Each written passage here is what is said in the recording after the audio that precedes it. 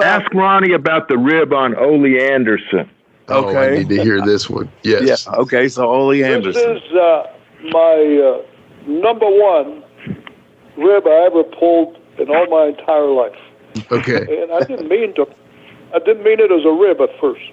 I'm driving, me and Ole always got along, and I love to work with him, and he worked with me, and we had a contest, headbutts one night in the ring, and then shoot headbutts. Each other out, and we'd done it like 4 or 5 times.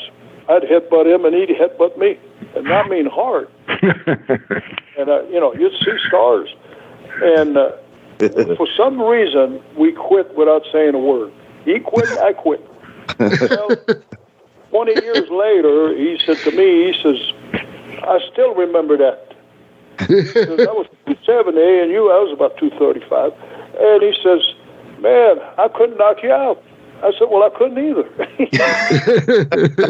Anyway, later on, I was his partner in 1971, I believe, in Tampa, on and off to partner, not a regular tag team. Yeah. But we did a lot of tags, probably a couple every week, we were booked. And so we rode together. Yeah. And one night I'm coming out of Miami, and Ole didn't drink. I drank a few beers now and then. And he didn't smoke, and I didn't smoke either. So anyway, we're talking, and I don't know why I said what I said. I said, Ole, I says, there's a queer in the territory. What is it? Well, back then, that was a queer. We didn't say gay, Yeah. Right. A queer is a queer. Gay Right. means happy to me.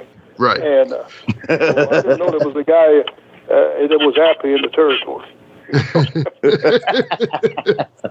Anyway, we're driving, and he said, who is it? And I said, Ole, you'll figure it out. And so I'm driving, and 4 or 5 minutes later, he said, who is it?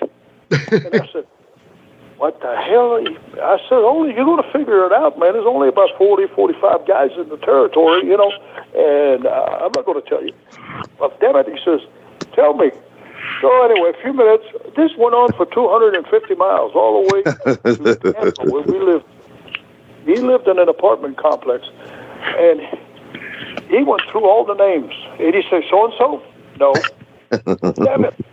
Then 10 minutes later, so-and-so? He went. I said to myself, what the hell am I going to do with this?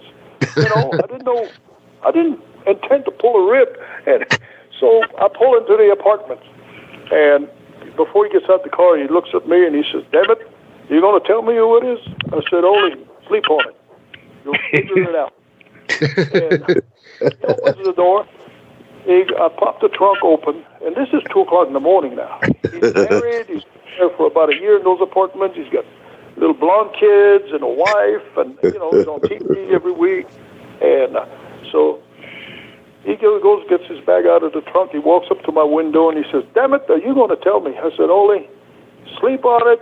You'll figure it out. Good night. So he says, F you. So I started laughing. Well, he's walking towards his apartment, and it's 2 o'clock in the morning, and it's like in the middle. It's very echoed there. Well, he puts his key in the door. I just put his key in the door. The light came on. I opened my door real quick. I jumped out with my head over the roof, and I yelled as loud as I could, Ole, I love you! He's trying to get into his apartment. And then after that, till last time I saw him, about 2-3 years, I guess. And he says, yeah. He says, I know. You're the guy that loves me.